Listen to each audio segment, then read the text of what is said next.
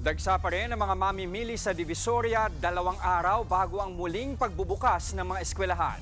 At live mula sa Maynila, nasa frontline na balitang yan si Elaine Fulgencio. Elaine, kumusta ang last minute shopping dyan?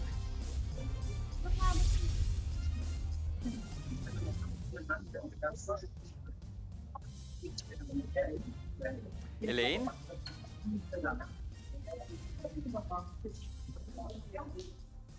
Hello, Jeff?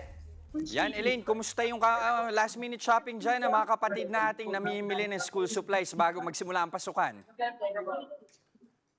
Hello, Jess. Medyo mahina yung signal natin dito, no? Pero alam mo, sa mga oras na ito, marami pa rin yung nagla-last minute shopping dito sa Divisoria para nga mamili ng mga school supplies. At ayon sa mga tinderang nakausap natin, hindi pa naman tumaas yung presyo dahil marami pa rin supply.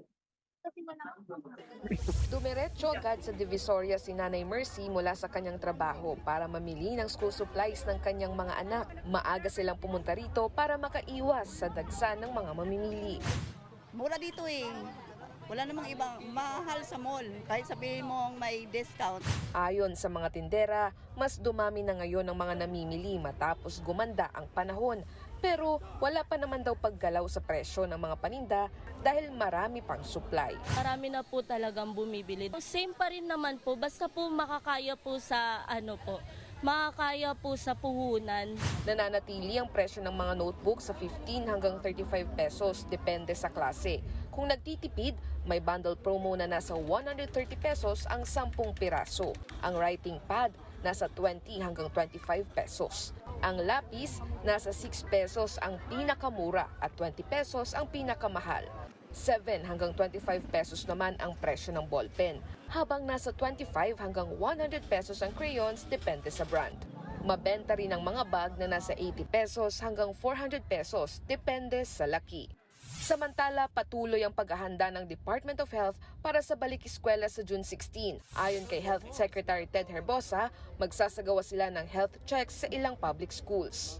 Well, we're going to do some check-up of the first-time schoolers. So, meron kaming, recently nagkaroon ng di ba, Brigada Eskwela. Ang chinek up ko yung mga teacher. So, pagdating ng opening ng school, check upin natin yung mga first-time schoolers for nutrition, for eyesight, for hearing, di ba? So, mag-health checks kami in the different public schools.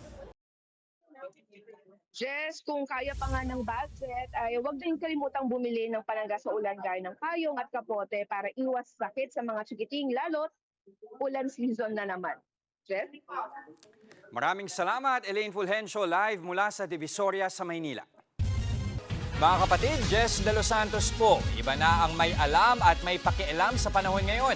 Para sa tuloy-tuloy na balitaan sa Frontline kahit weekend, mag-follow at mag-subscribe sa social media pages ng News 5.